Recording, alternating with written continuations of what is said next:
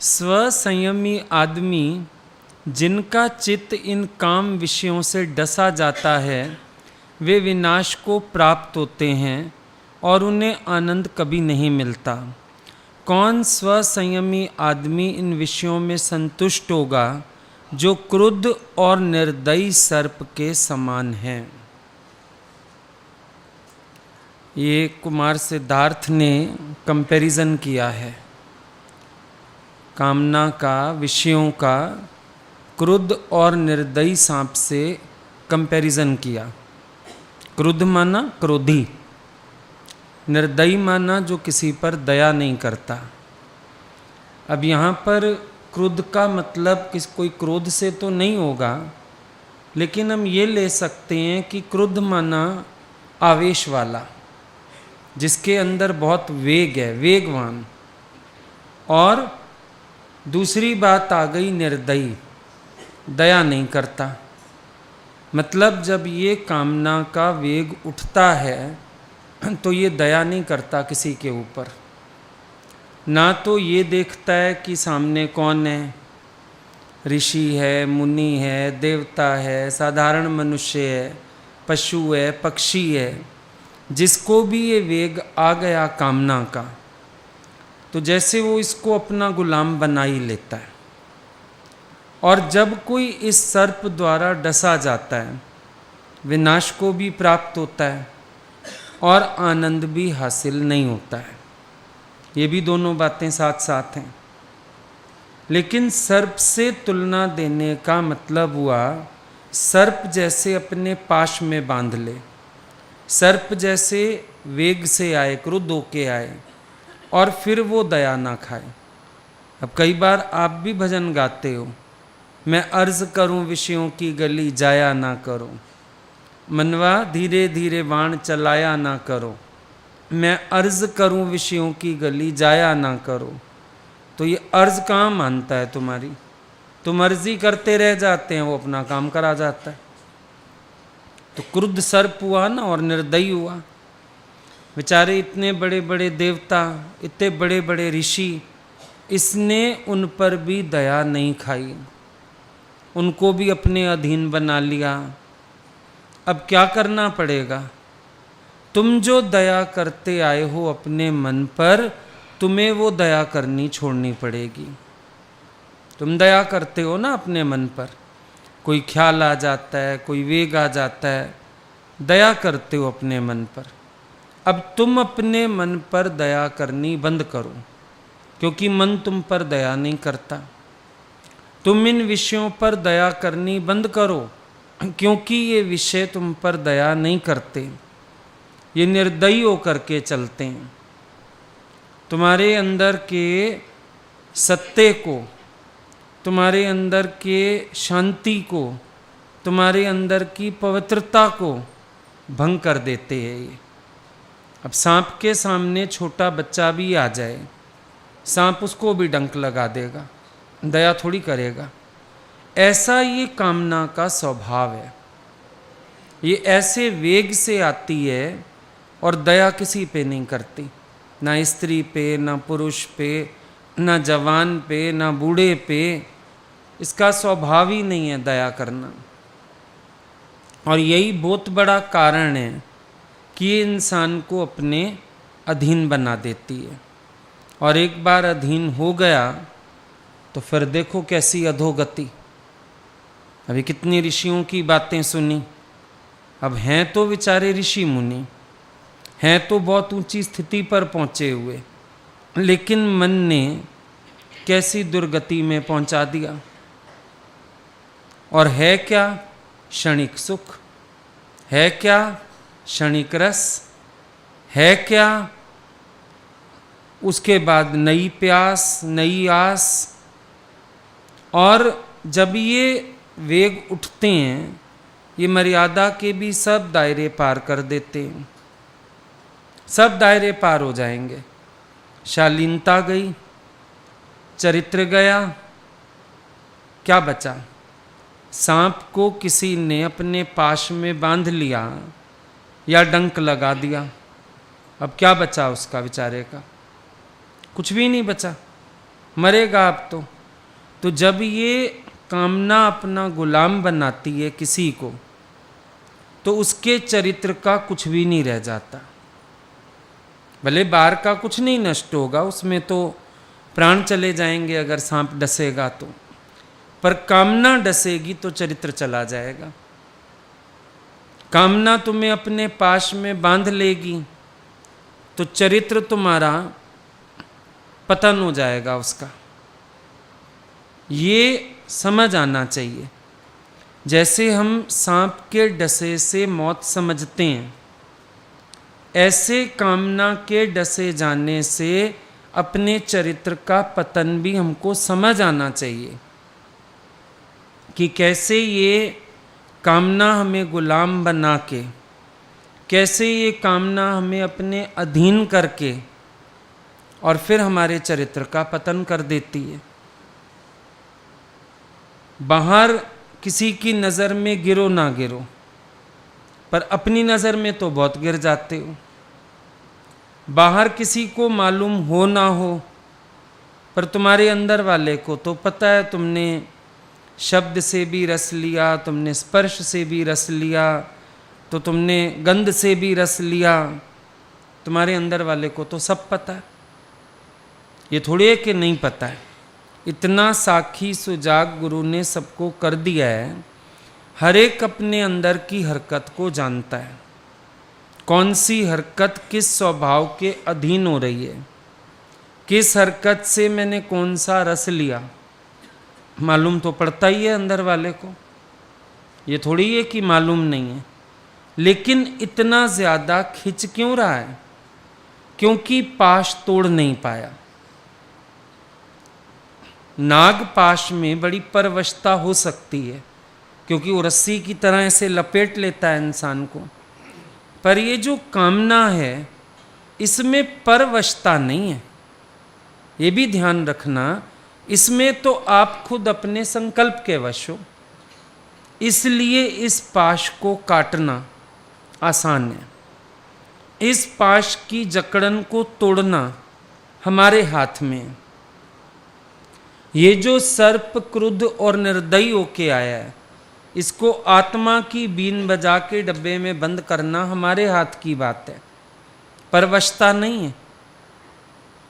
भाई बाहर का सर्प आ जाएगा तो परवशता है, हमें उसको वश करना नहीं आता, हम उसके वश हो जाएंगे। लेकिन इस कामना रूपी सर्प को वश करना ये हमारे हाथ की बात है। आत्मा की बीन गुरु ने बताई है, भक्ति बताई है। काम के स्थान पर राम को प्रकट कर दो तो ये पाश तोड़ा जा सकता है। कामना का पाश और कैसे नहीं टूटेगा? ये राम के ध्यान से टूटेगा। जितना राममय होते जाओगे, ये कामना का सर्प तुम्हें छोड़ जाएगा। सुबह सुबह 5 बजे उठ के देखो तो अंधेरा ज़्यादा, रोशनी हल्की सी। फिर ज्यों ज्यों दिन बढ़ता है 5:30 तक देखो रोशनी बढ़ गई, अंधेरा कम हो गया। 12 बजे देखो अंधेरा दूर दूर तक नज़र ही नहीं आ रहा है। ज्यों ज्यों मेरी वृत्ति राम से जुड़ती जाती है, ज्यों ज्यों मैं राममय होता जाता हूँ, कामना का पाश अपने आप ही टूट जाता है। मेहनत करने की भी ज़रूरत नहीं पड़ेगी, अपने आप ही ये कामना तुम्हें छोड़ जाएगी। क्योंकि ये काम बैठा है संकल्प में, ये काम बैठा है बुद्धि में। जब ये मन और बुद्धि तद्रूप हो जाएं अपने स्वरूप में, मन और बुद्धि लग जाएं भक्ति में, जब ये प्रवाह मन का ईश्वर की तरफ हो जाए, गुरु की तरफ हो जाए, कौन सा पाश तोड़ने में मेहनत लगेगी? अब अपने आप ही सारे पाश टूट गए। पर मन तुम्हारा करता है चालाकी। राम की शरण आएगा तो कहेगा राम का रस लेता हूँ। जब राम से थोड़ा अलग होता है तो फिर ये झट सोचने लगता है कि अब मैं काम का भी रस ले लूँ, थोड़ा सा ये भी ले लेता हूँ। उस समय विचार नहीं है। जब जब तुम्हें कामना का सर्प डसे, ये समझ लेना तुम राम से दूर हुए होंगे। ये समझ लेना तुम्हारे अंदर विचार नहीं होगा, वरना ये कामना का सर्प तुम्हारे नजदीक से भी नहीं निकलेगा। भाई जहां प्रकाश है वहां अंधेरा क्या करने आएगा? आ सकता ही नहीं है। अंधेरा तो अपने आप ही भाग जाएगा। पर मुश्किलात क्या है? आप प्रकाश नहीं करते हो। प्रकाश ना करके अंधेरे की ठोकर खाते हो और फिर आप दोष देते हो अंधेरे को, अंधेरा खराब है। अंधेरा खराब नहीं है, तूने प्रकाश का साथ क्यों छोड़ा? मेन बात तो ये है। अच्छा, दूसरी तरफ से भी देख लो, अगर तुम मायापति का साथ ना छोड़ो, माया तुम्हारा क्या बिगाड़े? जब हम किसके घर जाते हैं, उनके घर में डॉग होता है, हम उन्हीं का ही हाथ पकड़ लेते हैं। कुत्ता भौंकता है ना, हम अंदर जाते जाते उन्हीं का हाथ पकड़ लेते हैं, भैया डॉग है क्या तेरे घर में? अब डॉग जब देखता है कि मेरे मालिक का हाथ इन्होंने पकड़ा हुआ है, तो वो एक बार बोलता है नो सिट डाउन। वो बेचारा अपना सा मुंह लेके, बेइज्जती लगती है उसका भी, मुंह उतर जाता है कुत्ते को देखना, पर बैठ जाता है चुपचाप साइड में जाके। तो अगर मैंने अपने मालिक का हाथ थामे रखा, चलो माया बनाने वाला वही, कामना बनाने वाला वही, विषय बनाने वाला वही, पर उसको अगर थाम लोगे तो ये विषय किनारे जा बैठेंगे ना, अपने आप चले जाएंगे। लेकिन आप मालिक का भी हाथ छोड़ देते हो। इंसान विवेक का साथ छोड़ता है, भगवान का हाथ छोड़ता है, प्रकाश को छोड़ता है, तब अंधेरे की ठोकर खा के गिरता है। ये बात अनुभव करके देख लो। जब तुम गुलाम होते हो किसी भी चीज के, इसका मतलब बड़ा साफ है कि तुमने भगवान का हाथ छोड़ा है, भगवान का साथ छोड़ा है। नहीं, ये चीजें क्या गुलाम बनाएंगी? एक विचार देने की भी आवश्यकता नहीं रह जाती है, बल्कि धड़ल्ले से तुम बोल सकते हो हमारे लिए ये सब बना ही नहीं है। आज जो लोग इस मार्ग पर सही तरीके से चल रहे हैं, तुम उनसे पूछो, महीनों के महीने निरसंकल्प बीत जाते हैं, ऐसी कोई चीज भी है ध्यान ही नहीं है अंदर। विचार देना तो बड़े दूर की बात है, पूरे दिन में एक संकल्प भी नहीं होता है पास में, ध्यान ही नहीं जाता। राबिया की वाली बात हो गई, भगवान से फुर्सत पाऊं तो कुछ और देखूं ना। इसका मतलब भक्ति में वो शक्ति है कि कामना का सर्प हमसे अपने आप ही दूर रहेगा। एक टके की ऑल आउट लगा देते हो, मच्छर दूर रहते हैं घर से, है ना। अगर फिनाइल की गोलियां डाल देते हो, काकरोच वाकरोच दूर रहते हैं घर से। कई चीजें आ गई ना ऐसी, जो पहले घरों में कीड़े मकोड़े सब घुस आते थे, आजकल घर साफ है हम लोगों के, नहीं आते हैं। जब इन चीजों में इतनी ताकत है, कीड़े मकोड़े सब समझ जाते हैं इनके घर में कोई ऐसी चीज है, नहीं जाना, वो अपना बाहर से बाहर रास्ता वापस ले लेते हैं। तो अगर मेरे हृदय में, मेरे रोम रोम में मेरे परमात्मा का वासा होएगा, तो क्या ये विकार मेरे से दूर नहीं चले जाएंगे?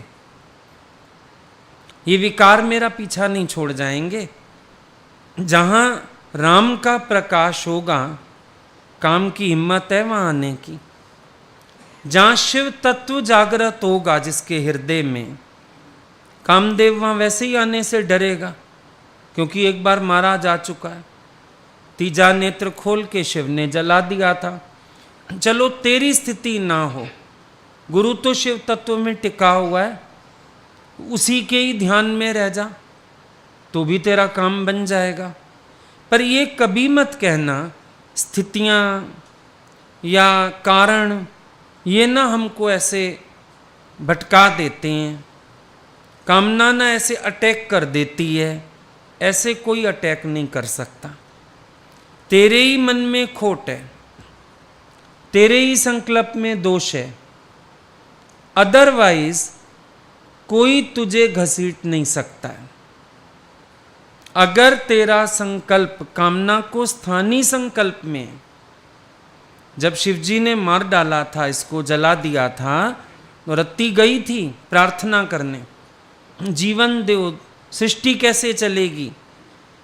तो भगवान ने बोला ठीक है, ये आज से संकल्प में जिएगा। जो पुरुष संकल्प करेगा कामना का, बस ये कामदेव उसी को अपना गुलाम बनाएगा। जिसके अंदर संकल्प नहीं होगा उसका ये कामदेव कुछ बिगाड़ नहीं पाएगा। अब आप देखो, पहला संकल्प आप करते हो, उसके बाद आप रूप बन जाते हो कामना का। भाई जब हमने ही दरवाज़ा खोल के बंदर को अंदर आने दिया तो अब सारे घर में खुराफात तो होगी। वो फ्रिज भी खोलेगा, चादरें भी फाड़ेगा, तकिए भी फाड़ेगा। हमने अलाउ किया ना। अगर हम बंदर को आते देख के गेट बंद कर लेते। अब ये कामना का संकल्प हमारे अपने अंदर होता है। स्त्री देखी, भाव आ गया, कोई और ख्याल आ गया, किसी तरह का भी भाव आ गया अंदर, किसी का शब्द मीठा लग गया, बात करने लगे। कभी कभी ओवर कॉन्फिडेंस, मैं ना ऐसी बातें करके काम निकाल लेता हूँ अपना। बड़ी सारी बीमारियां हैं इंसान के अंदर। अब जब वो किसी भी कारण से गुलाम हुआ तो फंसेगा तो सही ना, भटकेगा तो सही। कभी कभी क्या करते हो, आपकी आदत तो दूसरी है, कामना के अधीन होते हो, गुलाम रहे हो, और जहाँ भी पहुँचे वहाँ थोड़ा वही वाला एटीट्यूड दिखाया, फ्लर्ट करने की कोशिश की, सामने से ग्रीन सिग्नल मिल गया, काम बन गया तुम्हारा। अब जब संयम की राह पर चले, चलो वैसा स्वभाव तो नहीं है, लेकिन कहीं भी पहुँचे, जबान को आदत है, आँखों को आदत है, कहाँ भी पहुँच गए, काम कराने ही चले गए, कहीं बातचीत ही करी किसी से, मन सोचता है मैं अपने उस स्वभाव से काम निकाल लूँगा। ये भी तो एक संकल्प हुआ।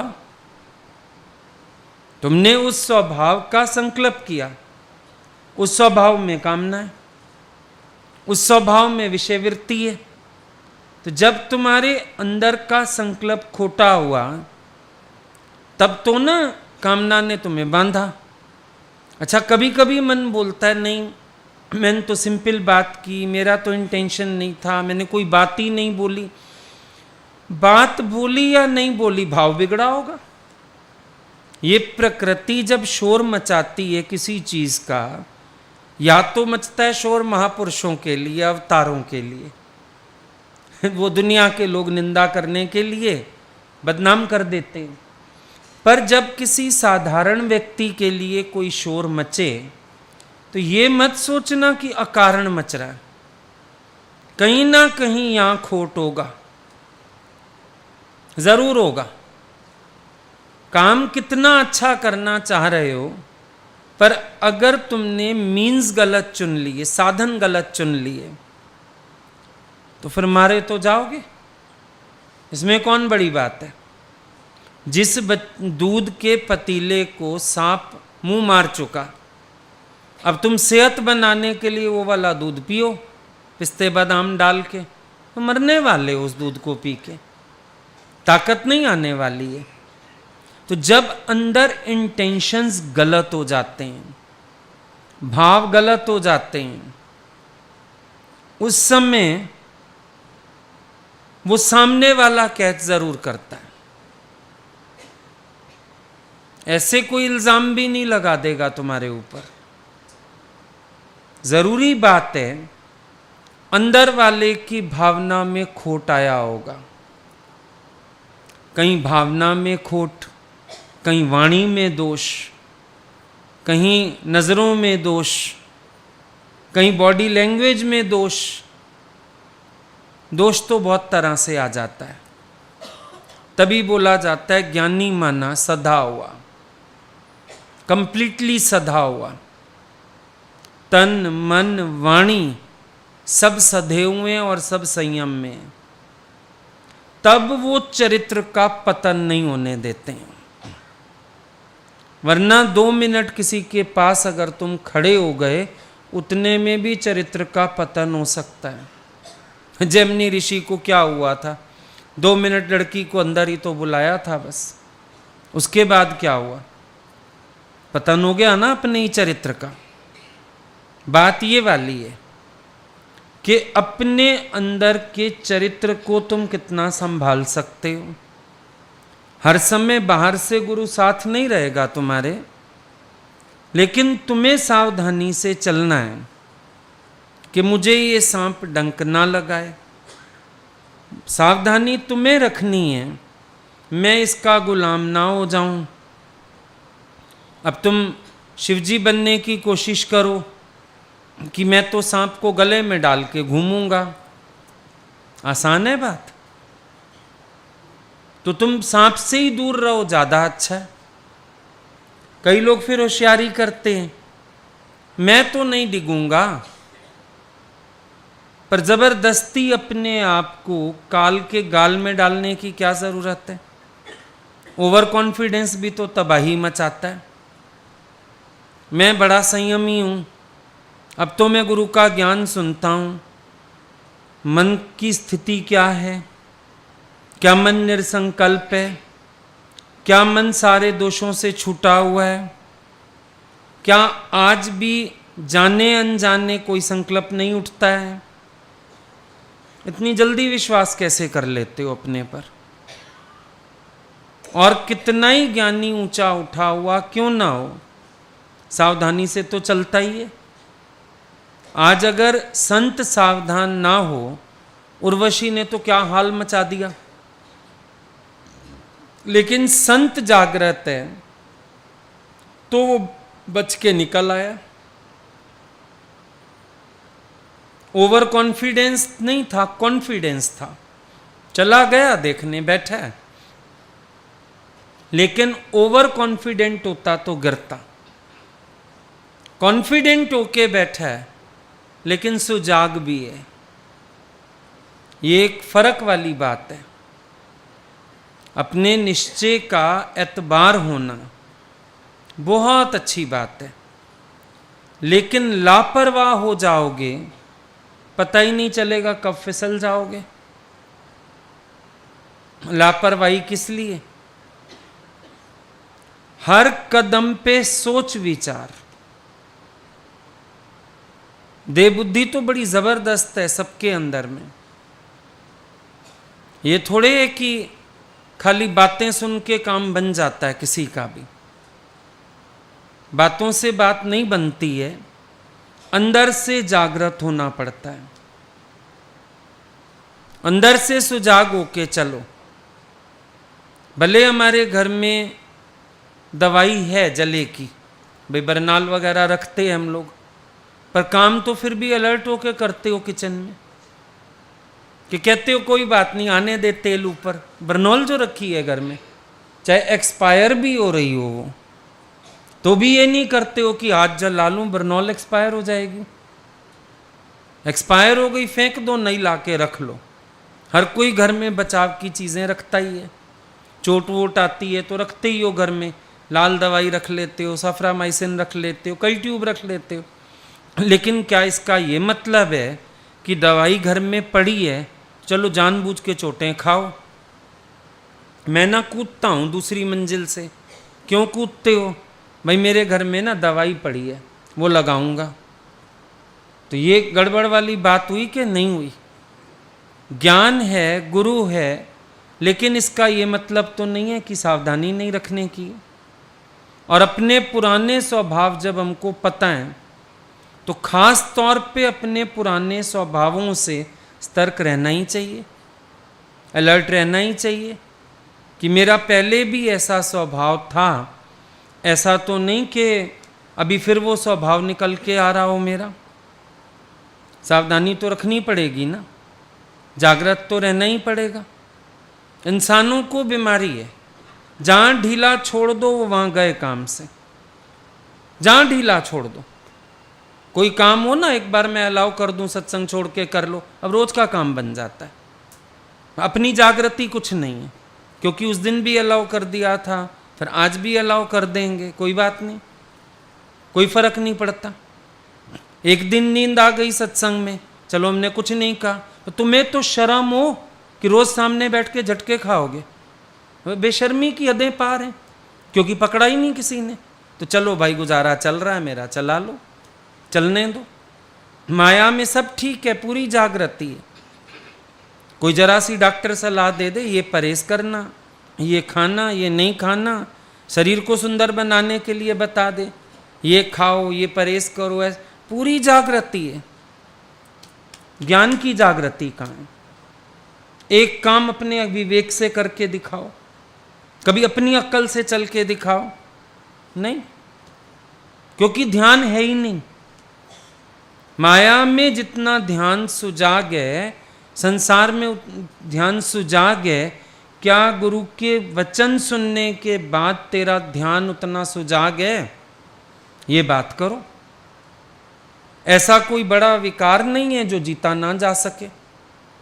कौन सा ऐसा बड़ा विकार है जो भगवान ने बना दिया और तुम जीत ना सकते उसको? कौन सा विकार है बताओ? कोई भी विकार नहीं है। मन का हर संकल्प मेरा अपने इष्ट से जुड़ा हुआ है। सारे दिन में किसी विकार का ख्याल भी नहीं आ सकता। मजा तो यही है। साकार की भक्ति क्यों आसान है? साकार में मन इतना खुब जाता है, तो जो नजर देख लेती है तुझको, वो नजर फिर तरसती नहीं। जिस आंख ने तुझे देख लिया, जिन कानों ने तेरी वाणी सुन ली, जिनको भगवान तेरा स्पर्श मिल गया, अब उसको और क्या चाहिए? क्या उसको अभी और कुछ जरूरत है? कहां से आएगा विकार कोई भी? अच्छा, जरूरी नहीं भोग बुद्धि होती है, पर यह भी एक प्रकार का भोग है। जब तुम्हें बातों से रस आ रहा है, जब तुम्हें मुस्कुराहट से रस आ रहा है, जब तुम्हें किसी के रूप से रस आ रहा है, यह भी भोग है। मन कहेगा मेरे को भोगने का कोई संकल्प ही नहीं था, बड़ा शुद्ध समझते अपने आप को। लेकिन जब तुम्हें किसी से बातें करने में स्वाद आ रहा है, शब्द का रस पहला विषय है ये, तो क्या ये भोग नहीं है? ये भी भोग है एक प्रकार का। मजा आ रहा है बातों में। अब कॉलेज में बच्चे मिलते हैं, कोई पहले दिन से भोगने थोड़ी चले जाएंगे, लेकिन अट्रैक्शन किस चीज का है? शब्द का। उसकी बात अच्छी लग रही थी, उसकी हंसी अच्छी लग रही थी, कानों में गूंज रही है अभी तक, ये भी तो भोग लिया तुमने। किसी के रूप ने आकर्षित कर दिया, खड़े हो गए देखने, घूर रहे हैं, जान जान के लंबी बात कर रहे हैं कि मैं उसको देख सकूं, नजर में ला सकूं, बातें कर सकूं। ये भोग नहीं है क्या? एक प्रकार का भोग नहीं होता? जहां तुमने आत्मा के सिवाय कोई भी रस लिया है, भोग ही है वो। ये मत कहो वो भोग नहीं है, भोग है, 100% भोग है। क्योंकि स्वाद आया तुम्हें अंदर, रस आया तुम्हें अंदर, मजा आया तुम्हें अंदर, तो भोग ही तो है ये। किसने कहा तुम्हें ये भोग नहीं है? घर थोड़ी चले जाओगे सबके भोगने के लिए, लेकिन तुम अपना भोग बुद्धि ऐसे पूरी करते रहते हो। ऐसे मजा आता है तुम्हें? देखा नहीं, फॉरेनर्स आ जाएं तुम्हारे इंडिया में, मोहल्ले के सारे लड़कों को बात करनी है उनसे, चांदनी चौक के चौराहे पे मिल जाएं, हर आते जाते ने हेल्प करनी है। हेल्प करने का कोई भाव नहीं है उनको, उन लोगों से बातें करने का रस है, मजा आता है। बेचारे हिंदी औखी बोलते हैं, अपनी इंग्लिश टोन में बोलते हैं, छोकरों को रस आता है, खुश होते हैं। विचार करके देखो, तुम एक प्रकार से भोगते हो क्या? अनेक प्रकार से भोगते हो। ये जबान को खाली खाने से रस आता है। कितने लोगों को देखो पेन मुंह में डालते हैं। इंसान की भोग बुद्धि का तो कहना क्या, किसी से पेन लेके लिखने का ही दिल नहीं करता। क्योंकि पेन लेके ना बैठे रहेंगे, मुंह में मारते रहेंगे। पेन मुंह में मारने की चीज है, पर तुम्हारी जबान को कहीं से भी रस आता है। फील किया कभी कैसे रस लेते हो? पेन मुंह में काहे मारे जा रहे हो भाई? क्या मतलब है इस हरकत का? केमिकल होगा, गंदा होगा पेन, भाई जबान गंध का भी स्वाद ले रही है। देखा फील करके? तो भोग एक प्रकार का नहीं होता कि एक विशेष इंद्रिय से तुमने जाके भोगा तो तुम कहोगे ये भोग है। पर तुम्हारा भोग तो ऐसे भी पूरा होता रहता है। शादीशुदा आदमियों को देख लो तुम, औरतों को देख लो। जिस घर में कुंवारे देवर होते हैं, देवर भाभी की बड़ी बनती है। क्यों बनती है? भाभी परहेज में क्यों नहीं रहती? देवर परहेज में क्यों नहीं रहता? बनती है। बनती का है? बैठे गप्याए जा रहे हैं, इकट्ठे टीवी देख रहे हैं, इकट्ठे खा रहे हैं। भोग नहीं है ये। साली आ जाए घर में, नाम रख दिए साली, वो कहेगा साली माना आधी घर वाली, वो कहेगी देवर माना दूसरा वर। स्टेपनी है, रस आता है। साली आ जाए, देखो आदमियों को खिला हुआ, घर में चीज भी लेके आएगा। अरे पता था आज आप आ रही हैं, बैठे हैं 12-12 बजे तक, ताश खेल रहे हैं, गप्पे मार रहे हैं, खुश हैं। क्या ये भोग नहीं है? कई जगह तो बीवियां सड़ती हैं। मेरे से तो हंस के नहीं बोलता, मेरी बहन आई तो देखो आज इसको, देखो भोग नहीं है ये कह लो कि अपनी पहचान की कोशिश ही नहीं है तुम्हें। कैसे कैसे मन तुम्हारा रस पूरे करता फिर रहा, किस किस से करता फिर रहा। बीवी की सहेलियों में बहुत इंटरेस्ट होता है, उसकी सहेलियां हैं वो जाने। तो सो जा ऊपर जाके दूसरे कमरे में। नहीं, उसकी फ्रेंड से भी इंटरेस्ट है, शादी पार्टी में भी मिलेंगे। वो तेरी वो वाली सहेली नहीं आई, आ रही है वो, तुझे क्या लेना उसकी सहेली से? इंटरेस्ट। क्या ये भोग बुद्धि नहीं है? बड़े आराम से इंसान पार कर जाता है बातें। अगर यही सब मन में मैल ना हो तो मन इतना मैला ना हो, अंतःकरण इतना गंदा ना हो। बीवी की कजन्स तक पहुंच हो जाती है। हालत देखो अपनी। पर जब इतना मंथन चिंतन भोगों का, फिर पर स्त्री की जरूरत पड़ जाती है, वहां भागते हैं। खोज के देखो भोग बुद्धि कितनी ज्यादा है। किसी के संग बैठने का भी रस होता है, हंसने बोलने का भी रस होता है, इकट्ठे खाने का भी सबके साथ खाने का भी स्वाद नहीं आता। आता है? अब मां के साथ बैठ के वो मजा नहीं आएगा जो बीवी के साथ या बीवी की बहन के साथ आएगा। आएगा मां के साथ वो मजा बैठने का? मां बुला भी ले आओ इकट्ठे, अरे खा लो ना आप लोग, जब खानी होगी खा लूंगा, मैं कमरे में खाऊंगा। और कमरे में कोई तेरे को चाय भी देने आ जाए, नहीं नहीं बाहर आ रहा हूँ, साली आई हुई है घर में, अच्छा लगता है मैं अकेला चाय पीऊँ, वहीं आ रहा हूँ, इकट्ठे बैठ के पियेंगे। भोग नहीं है। बहुत भोग बुद्धि। और अंदर वाला इसको तो छोड़ो, इस चीज को भी भोगता रहता है। कोई मुझे एडमायर कर रहा है, कोई मुझे पसंद कर रहा है, कोई मेरे स्वभाव को दो बार तुम हंस लो, सामने वाला हंस दे, अब दिमाग में बैठ गया, उसको थोड़ी थोड़ी देर में हंसाना है, उससे थोड़ी थोड़ी देर में बोलना है। कोई एक्शन कोई कह दे, आप ये एक्शन करते हो ना बड़ा अच्छा लगता है, अब उसके सामने तुम वही एक्शन कर कर के दिखाओगे। कोई कह दे ये कलर आपको सूट करता है, वो कलर पहन के जाओगे उसके सामने। ऐसे भी तो भोगते हो।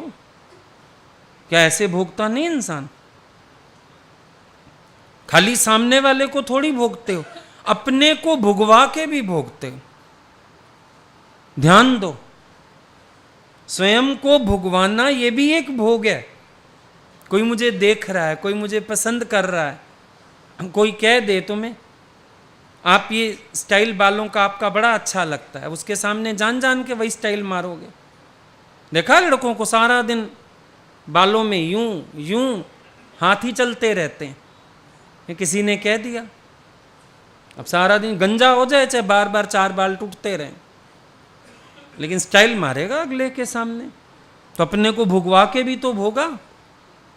किसने कहा तुम्हारी एक तरह की भोग बुद्धि है? मजा आता है बड़ा, कोई तारीफ कर दे, कोई कह दे आपका बॉडी बड़ी फिट है, इस एज में भी आप बड़े फिट दिखते हो, अब तो और फिट होने की कोशिश करोगे और परहेज करने की कोशिश करोगे। बीवी कह मर गई, नहीं सुनी, लेकिन बाहर किसी ने कह दिया, अब उसके खातिर बदलेगा। यहां तक कि आप अपने पुराने स्वभाव आते भी बदल लेते हो दूसरों के लिए। यही प्यार गुरु से हो जाए, गुरु की खातिर बदल जाओ, कितना आसान बदलना। गुरु कहां खड़ा कर दे योगी बना के, पर क्योंकि अंदर भोग बुद्धि है तो इसलिए मजा आता है इन चीजों से भी, बहुत अच्छा लगता है अंदर वाले को।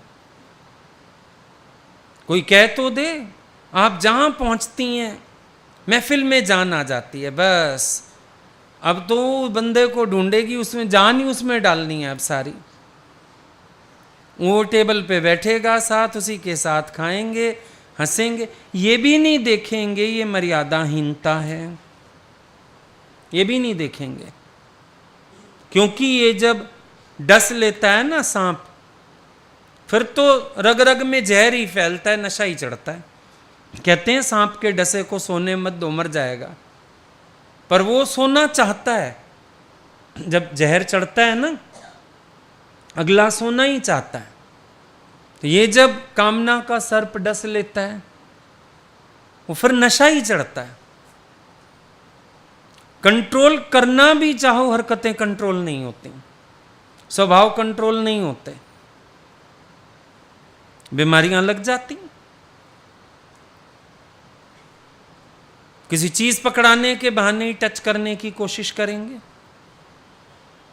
मैं आपके लिए कोल्ड ड्रिंक लाया, चाय लाया, अब पकड़ाने का स्टाइल हम लोगों को तो गुरु ने इतनी मर्यादा सिखाई, यूं करके दो कोई छू भी ना पाए तुम्हारे हाथ को। वहाँ तो ऐसे पकड़ाएंगे, फिर वो पकड़ेगा, फिर उंगली का स्पर्श मिलेगा। आप कोमल हाथ हैं आपके, बड़ा कोमल स्पर्श है आपका। चलो पिक्चर शुरू हो गई, शब्द से स्पर्श पे आ गया, रूप पे तो पहले ही आशिक था, रस तो लेना चाहता ही था वो। देख लो कहानी कैसे बढ़ती है। और कहते हो भोग बुद्धि नहीं है मेरी, ये सब भोग है, शब्द का भी भोग है, स्पर्श का भी भोग है। क्यों साधक या ब्रह्मज्ञानी सावधानी से वर्तते हैं। कितना ही भाव अच्छा हमारा होवे, सामने वाले का भी अच्छा है क्या, तो अपने को भुगवा लोगे? सोचने वाली बात है। और फिर अपने मन का तुम कितना एक भरोसा कर सकते हो कि हाँ हाँ मेरे अंदर कुछ आएगा ही नहीं? कितना भरोसा कर सकते हो अपना? जागृत रहना चाहिए ना। एक ट्रेन में, बस में चढ़ते तो लोग रगड़ के निकल जाते हैं, रस है। और क्या है, रस नहीं है तो बंठन के निकलें, एक्शंस करें, ऐसे खड़े हुए लोग देखें हमको, ये भी तो भोग है। तुम पोस्टर हो, तुम एग्जीबिशन हो, तुम क्या भला हो तुम्हें देखें? क्यों दिखवाना चाहते हो अपने को? और इस तन में देखने दिखाने योग्य है क्या विष्ठा का थैला? अजीब बात यह है, इंसान ने सिर्फ माना हुआ है, मिलता विलता कुछ नहीं। क्या मिलता है? मिलता कुछ नहीं, पागल बना हुआ अपना अप्रैल फूल मनाए खड़ा। देख लो, तुमने अपना अप्रैल फूल खुद मनाया हुआ है, मिलता तो कुछ है नहीं। अब ऐसे कोई निकल गया पास से, क्या मिला, क्या आया त्वचा को? कुछ नहीं। क्या मिलता है? किसी ने हाथ लगा दिया, क्या मिलता है? मजा आता है। कहाँ है मजा भाई? कहाँ है? सिर्फ तेरी खोपड़ी में है मजा। अभी शेर आ जाए जरा एक बार ऐसे कर दे, सांप आ जाए एक बार कर दे, अब क्यों नहीं मजा आ रहा? क्योंकि मजा किसी की त्वचा में था ही नहीं। मजा तेरी खोपड़ी में एक शब्द घुसा हुआ है, मजा मिलता है ऐसे। तू जानता है ये स्त्री का स्पर्श, ये पुरुष का स्पर्श, ये फलाने का स्पर्श, तू जानता है, तेरी बुद्धि में है ये, वरना कहां मिलता है? कुत्ता चढ़ के आ जाए, चाटने लगे तुम्हें, चीखने लगते हो, हट हट। मजा कहां है? सोच है। सबसे बड़ी प्रॉब्लम है हमने अपनी सोच में सारा कुछ रखा हुआ है कहीं भी कुछ नहीं। मजा तो अपने भीतर है। स्वामी राम तीर्थ कहते हैं, अपने अंदर के सुख की कलई बार लगाता हूं तो बाहर से सुख आने लगता है। और थोड़े कुछ है सुख मेरे अंदर का, बस जरा सी कलई लगा दी और देखो ना, कोई बात करके चला गया, कोई स्पर्श करके चला गया, बाद में जो आपको मजा आ रहा है सोच सोच के, मजा अपना हुआ ना, अगले का कहां हुआ? मजा तो अपना हुआ। आज मेरी जीभ को रस ना आए, कईयों को बीमारी हो जाती है जिसमें जीभ रस नहीं पहचान पाती, मीठा फीका। एक आती थी गुरुजी के पास, वो बोलती थी मुझे घास खिला दो, मुझे पता नहीं लगता, गोबर खिला दो, पता नहीं लगता। जबान की टेस्ट चली गई। अब समझो जबान की टेस्ट चली जाए तो कितना ही स्वादिष्ट भोजन होगा, क्या वो भीतर जाएगा? रस देगा? वो रस नहीं देगा। भोजन बड़ा स्वाद है, आपको पसंद है बचपन से, वही भोजन है, लेकिन अब वो स्वाद नहीं दे पाएगा। और जब जबान में स्वाद है तो हर चीज से स्वाद आ जाता है। अब देखना यह है, अगर मुझे अपने अंदर ये रस ना हो, बाहर से रस कैसे आ सकता है?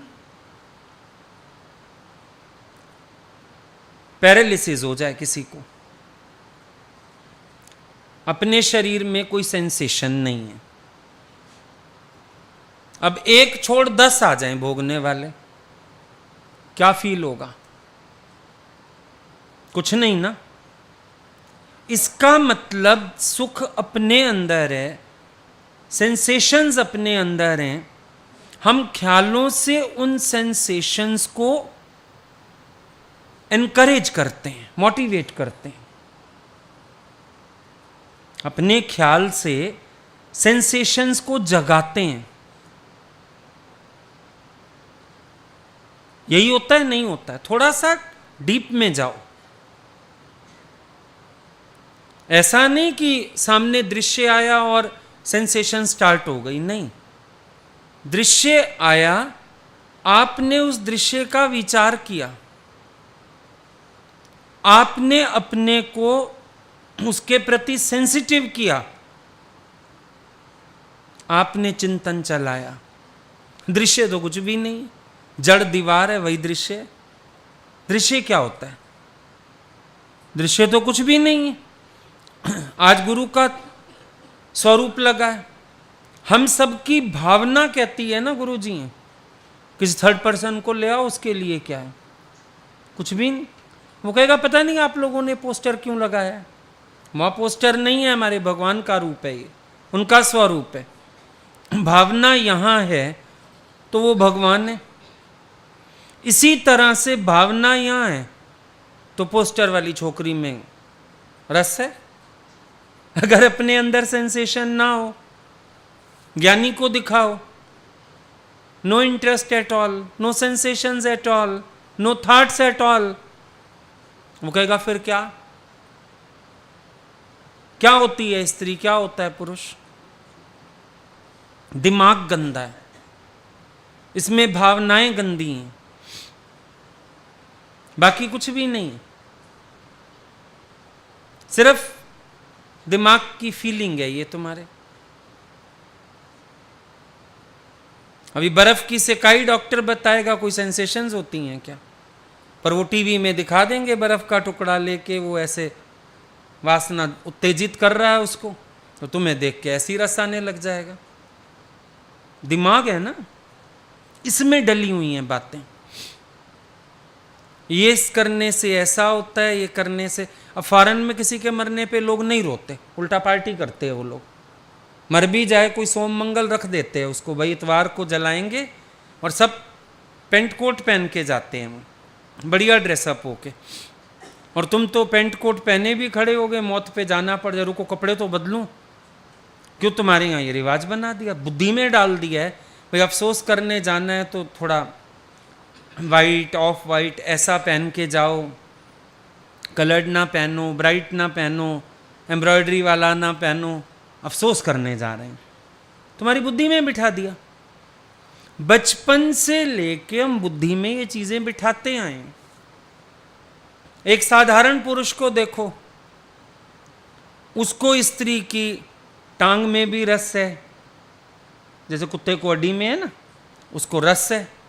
नॉनवेज खाते हैं, मांस खाते हैं ऊपर का पकड़ के, भाई स्त्री की टांग है, बड़ा रस आ रहा है उसको। उधर राम जी का वैराग देखो, वो जब स्त्री शरीर की निंदा करते हैं, कहते हैं क्या है ये टांगे, ये लकड़ी के बांस की तरह जल जाएंगी। राम जी का वैराग देखो, दृश्य वही दोनों के सामने। साधारण आदमी रस ले रहा है, राम जी खट्टे होते जा रहे हैं देख देख के। साधारण आदमी कहेगा तेरी जुल्फें, तेरा फलाना, तेरा। राम जी कहते हैं ये ऐसे जलेंगे जैसे सूखी घास, एक बार आग लगने की देर है। ये बाल ऐसे जलेंगे जैसे सूखी घास जलती है। ये राम का वैराग है। यानी जो बुद्धि में बैठा है वो दिखता है। Very simple. जो बुद्धि में बिठा रखा है वो नजर आ रहा है तुम्हें। अब तुमने बुद्धि में क्या बिठा रखा है वो तुम देखो। लेकिन भगवान ने हर एक को आनंद स्वरूप बनाया है। तेरा आनंद तेरे पास है, सुख स्वरूप तू आप है। सब कुछ घट में बाहर नाही, बाहर टोले सो भरम भुलाही। सब कुछ घट में, बाहर कुछ है ही नहीं, भीतर ही ये जो कुछ है। इंसान भीतर क्योंकि तलाशता नहीं तो बाहर ढूंढने चला जाता है। जिस दिन भीतर खोज लोगे बाहर खोजने जाना ही नहीं पड़ेगा। सब मिथ्या है बाहर तो जो नजर आ रहा है। कूड़ कूड़ कूड़, सब कूड़ है, सच नहीं है, झूठ है। पर तू सच मान रहे हो, यही फर्क है। हैं विष्णु भगवान, बन गए मोहिनी। और शिव जी जान रहे हैं कि मैंने इनको कहा था कि मोहिनी बन के दिखाओ, लेकिन डस लिया कामना के सर्प ने। और वो इतना क्रुद्ध और इतना निर्दयी, बौरा दिया उनको, कई लोक भटका दिया मोहिनी के पीछे पीछे पीछे पीछे पीछे पीछे। लास्ट में तो बागंबर भी खुल के गिर गया, तब भी भागे जा रहे हैं। फिर जाके पकड़ लिया मोहिनी को, आलिंगन किया बड़े जोर से, और लगा ये तो स्त्री शरीर तो नहीं है। आंख खोली, देखा विष्णु जी खड़े चतुर्भुज रूप में। कितने शर्मिंदा हो गए। ये क्या दिखाया? ये निर्दयी सर्प है कामना का, ये क्रुद्ध सर्प है। पता भी था, अब तुम्हें नहीं पता, गुरु ने बता दिया। मोहन चाहे मोहिनी स्वरूप में ही बनाओ, सबको पता है। भगवान ने, विष्णु जी है, तुम भी जानते हो। शिव जी की हालत कैसे हुई तो जानते थे, तुम भी तो जानते हो, फिर भी तो दुर्गति। तुम्हें भी तो जन्मा दिया, भगवान के सिवाय कुछ बना ही नहीं। फिर स्त्री दिखती है तो दुम मिलाते भागते हो, जीभ लटकाते भागते हो। तुम भी तो जान रहे हो कौन है ही भगवान। लेकिन ये सर्प ऐसा नशा चढ़ाता है ना, उस टाइम याद ही नहीं रहता ये भगवान है। शिव जी भूल गए ये विष्णु जी हैं। कई लोग भटका दिया, थका दिया कि होश आ जाए, होश आ जाए। मोहिनी बेचारी बचती फिर रही है, पर भगवान को, शिव को पसंद आ गई। गेंद खेलती हुई आई थी वो शिव जी, तो कभी गेंद देखें, कभी मोहिनी देखें, कभी उसको उछलता देखें, उसके पीछे चल दिए। अब वो बेचारे बताना भी चाह रहे हैं मैं विष्णु भैया, मैं मोहिनी नहीं हूं, ना भाग मेरे पीछे, लेकिन वो सुनने को तैयार ही नहीं। मोहिनी पसंद आ गई। कितनी बार तुम्हारे अंदर बैठ के भगवान बोलता है, अरे भाई भगवान है, होश कर, होश कर ना। भाग रहे हैं, भाग रहे हैं। किसके पीछे भाग रहे हो, क्या देख रहे हो? और तुम सोचो, तुम्हें कोई ऐसी स्त्री समझ के तुम्हारे पीछे भागे, तुम कितने शर्मसार हो जाओगे। भाई मैं पुरुष हूं, मैं स्त्री नहीं हूं, क्यों मेरे पीछे पड़े हो? विष्णु जी बेचारे परेशान हो गए, ये क्या हो गया मेरे साथ। लेकिन शिव जी छोड़ने को तैयार नहीं। ये तुम्हारी हालत है। शिव जी ने ये लीला करके दिखाई है कि अगर कामना के अधीन बनोगे, तुम्हारा ज्ञान ध्यान ऐसे नष्ट होएगा, जानते हुए भी कि नाना रूप धरे बहुरंगी, एक ब्रह्म तत्व सच है, जानोगे, बुद्धि तक जाना हुआ है, पर जानते हुए भी फिर ऐसे मोहिनी देख देख भागते फिरोगे। लीला करके दिखाया था कि बेटा सावधान रहना, नहीं तो ये ज्ञान ध्यान सारा वॉश हो जाएगा। ज्ञान था शिव जी को, विष्णु जी हैं। रिक्वेस्ट करी थी खाली कि जो आपने वो समुद्र मंथन के समय मोहिनी रूप बनाया, मुझे भी दिखाओ। अरे भाई खुद ही रिक्वेस्ट करी है तो पक्का पता है, होश है, ये वही विष्णु जी हैं, बस मोहिनी बन के आए हैं। पर वो मोहिनी की छवि ऐसी। पढ़ो जाके तुम, अगर नहीं तुम्हें विश्वास हो, भागवत में जहां भी आता है शास्त्र में, पढ़ना जाके। या वर्णन ही यही किया है कि पेड़ के पीछे से अचानक मोहिनी प्रकट हुई, वो गेंद खेलती थी, उसका कपड़ा ऊंचा नीचा होता था, तो शिव जी उसके पीछे दीवाने हो गए। तो दीवानापन को ये नहीं था, एक लीला दिखाई कि जो कामना के सर्प से डसा गया वो अपना होश भूल जाएगा। जो कामना के सर्प से डसा गया, ये काम उस पर दया बिल्कुल नहीं करेगा। देवता भी थे बेचारे इतने बड़े, शिव जी उस पर भी दया नहीं की, हालत ही बिगाड़ दी उसने, कामदेव ने उनकी। तो जान तो सब रहे ना, जानते हुए भी इंसान फिर जहर पिए तो कोई क्या कर सकता, जान भी रहा है। ये विषय बुद्धि नष्ट करते हैं। कामना के अधीन हो जाओगे तो बुद्धि खराब। अब क्या किया जाए? तो इससे बचाने वाला और कोई नहीं है। माम एकम शरणम वज्र, मैं जो एक ही हूं आत्मा, मेरी शरण लियो तो बच सकता है, नहीं तो नहीं बच सकता है। रोज संकल्प भी करेगा, फिसलेगा भी सही। बिल्कुल तोतों वाली कहानी संत ने दिया था विचार। शिकारी आएगा, जाल बिछाएगा, दाना डालेगा, तोते फंस नहीं जाना। सारे तोते फंसते जा रहे हैं और गाना गाते जा रहे हैं। मन भी तुम्हारा गाना गाता रहता है और फंसता रहता है। जहां चले जाओ देह अध्यास पकता रहता है अंदर, देह भाव पकाते रहते हो अंदर। अभी एक तुम्हारे हाथ में डंबल भी दे दे ना, तो शीशे के आगे खड़े हो जाओगे, यूं करके देखोगे, यूं करके देखोगे। What do you want? सुंदर दिखूं, अट्रैक्टिव दिखूं, स्मार्ट लगूं। नहीं है बीमारियां अंदर, कह दो नहीं है। तुम यूं भी अपने आप को भी भोगते हो शीशे के आगे खड़े होके। कमीज आदि ऐसे निकालेंगे, आदि ऐसे करेंगे, सुंदर लग रहा हूं? ऐसे टेढ़े वो होके दे, ऐसे वो होके देखते हैं। अभी कहते हो भोग बुद्धि नहीं है तुम्हें, बैठो हमारे साथ, हम सारा दिन तुम्हारा भोग गिनवाएं तुम्हें। बहुत पड़ी है। ये जितने लोग जिम ज्वाइन करते हैं सारे फिटनेस के लिए जाते हैं? नहीं, फिटनेस तो कम, एट्रैक्टिव बनना है, स्मार्ट, लुकिंग स्मार्ट। हाय है, चेहरे पे ऐसी मुस्कुराहट आ जाती है, स्मार्ट लग रहे हैं हम। कहते सारे हैं स्मार्ट है तू माना, ध्यान किया, तू स्मार्ट है। इस गधे को नहीं कहा था। शरीर की बढ़ाई को भी अपनी मान लेते। जब देह में मैं पड़ी है तो सारा दिन इस मैं को भोगते ही तो रहते हो, और क्या करते हो? खटाई है, वैराग का विचार है भीतर। पूरे दिन में कितनी देर वैराग वृत्ति टिकती है जरा बता दो। अपने आप से सच्चे बनो, साफ बनो, अपने आप से विचार करो, कितने क्लियर हो, कितने क्लीन हो। हमसे भी मत पूछो, अपने आप से पूछो।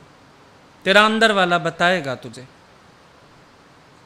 कौन सी अवस्था है तुम्हारी। बातें तो सबको करनी आती हैं। तुमने किसी तरफ 2 बार देखा, ये भी तो आ सकती है। काम की बात के साथ तुमने एक शब्द भी फालतू बोला तो तुम है ना शब्द का गुलाम, भोगा ना तुमने वहां। ऐसे कैसे कह रहे हो नहीं भोगा? जहां इंसान की भोग बुद्धि होगी ना, वहां वो जरूरत से ज्यादा इन्वॉल्व होएगा, जरूर इन्वॉल्व होगा, वरना काम से काम रखेगा। चेहरा भी एक्सप्रेशन लेस रहेगा, पर जब भोग बुद्धि होगी तो चेहरे पे भी एक्सप्रेशंस आते हैं। स्माइल भी पता चलती है, एक शालीनता वाली स्माइल ज्ञानी की, एक अंदर भोग वाले की स्माइल, सामने वाला उस हंसी को भी ताड़ जाएगा।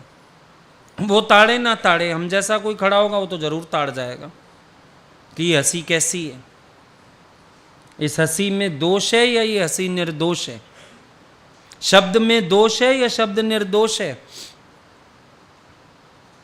सामने